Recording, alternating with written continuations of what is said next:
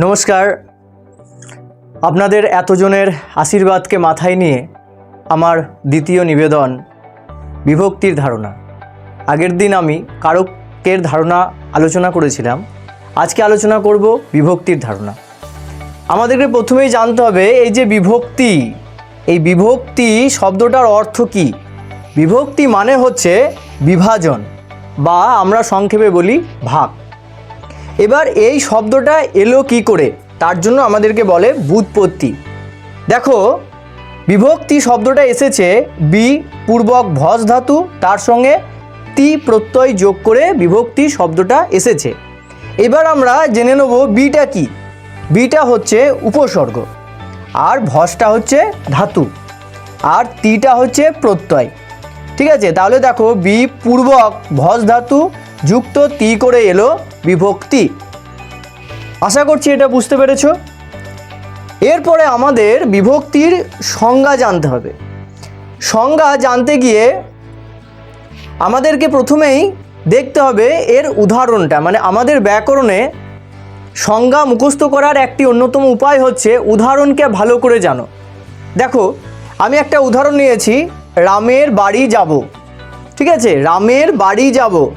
এরপরে দেখো আমি এখানে আন্ডারলাইন করে দিলাম রামের। এবার এই রামটাকে দেখো আমি আগে ভাঙবো। কি বলছে দেখো, রাম মেন শব্দ, তার সঙ্গে এর একটা নিয়েছি রামযুক্ত এর, দিয়ে শব্দটা এসেছে রামের। আসলে এই যে রামের, এটা হচ্ছে একটা পদ। পদ কি? পদ হচ্ছে বিভক্তিযুক্ত শব্দকে পদ বলে। দেখো এখানে বিভক্তি আছে, যুক্ত শব্দ, সেটা মিলে হচ্ছে আমাদের সমান দিয়ে আসছে, এটা একটা পদ, অর্থাৎ রামের এটা একটা পদ। তাহলে আমরা এর সংজ্ঞাটা কিভাবে মুখস্থ করব? দেখো আমি কি বলবো, অর্থহীন ধ্বনি। ঠিক আছে, তাহলে অর্থহীন ধ্বনি, যেমন এর কোনো অর্থ নেই, নির্দিষ্ট অর্থ নেই, তাহলে অর্থহীনই একটা ধ্বনি বা ধ্বনিগুচ্ছ শব্দ বা ধাতুকে থেকে কি করে না পদে রূপান্তরিত করে, এটাকে একটা পদে রূপান্তরিত করছে, তার জন্য একে বলে বিভক্তি। ঠিক আছে, আশা করছি বুঝতে পারছো। নচেত আরেকবার বলে দিচ্ছি, বিভক্তির সংজ্ঞা মনে রাখার সহজ উপায়, অর্থহীন ধ্বনি বা ধ্বনিগুচ্ছ কি বলছে, শব্দ বা ধাতুকে কি করে পদে রূপান্তরিত করে। দেখো পদে রূপান্তরিত করছে, এটা একটা শব্দ আর এটা একটা হচ্ছে বিভক্তি। এই দুটোকে নিয়ে এই কী করছে, রামের এটা একটা পদে পরিণত করছে, রূপান্তর করছে, তাই এটাকে বলছি আমরা বিভক্তি। ঠিক আছে, বিভক্তি আমাদের বাংলা ব্যাকরণে বিভক্তি আছে পাঁচটা। কি কি? পাঁচটা হচ্ছে এ, কে, তে, রে, র। ঠিক আছে, এই পাঁচটা হচ্ছে বিভক্তি মনে রাখার একটা উপায়। এটাও বিভক্তির, যে একে তেরে ধর, একে তেরে ধর, তাহলেই মনে থাকবে বিভক্তি কটা এবং কি কি।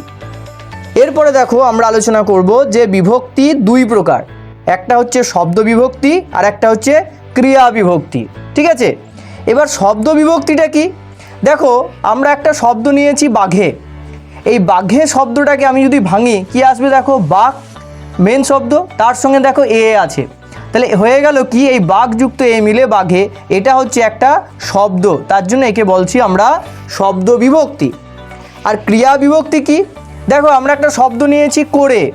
ঠিক আছে, এই করেটা দেখো কি আসছে না, এই কর ধাতু থেকে আসছে, এই করে শব্দটা আসছে কর ধাতু, তার সঙ্গে দেখো এ যোগ করেছি, মানে এটা হচ্ছে কি বিভক্তি।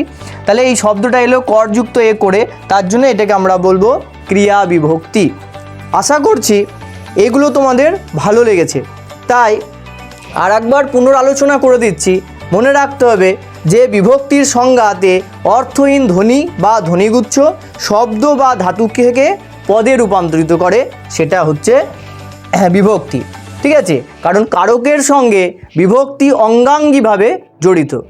আজকে এ পর্যন্তই থাকলো। আমরা আগামী দিনে আবার বিভক্তির আরও কিছু থেকে থাকলো, সেগুলো আবার আলোচনা করব।